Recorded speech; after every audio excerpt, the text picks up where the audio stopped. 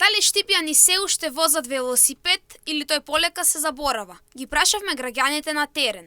Одговорите покажаа дека многумина имаат велосипед и се уште го користат, додека други велат дека порано возеле многу повеќе. Сепак го издвојуваат велосипедот како здраво превозно средство кое е вистински лек за организмот, придонесува за подобро здравје и има позитивно влијание врз срцето и физичката кондиција.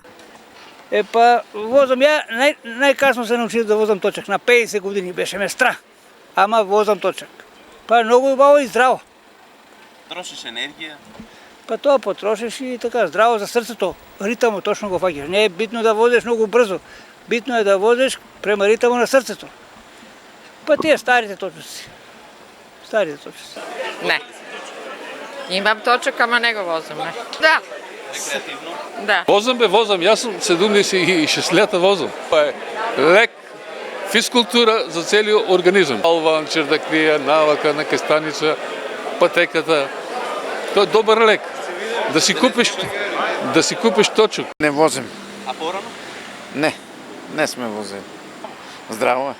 Кога станува збор за тоа каде најчесто се вози велосипед, граѓаните издвојуваат различни локации во и околу Штип. Најчесто ја споменуваат патеката, 3 чешми и низ градот каде што возат рекреативно или за пократки релации. Сепак според нив, штипскиот релеф и бројните нагорнини се една од причините поради кои градот не е најпогоден за велосипедисти, особено за оние кои велосипедот го користат како секојдневно превозно средство. До Балван, чердакија, навака, нека станица, патеката. Тоа е добар лек.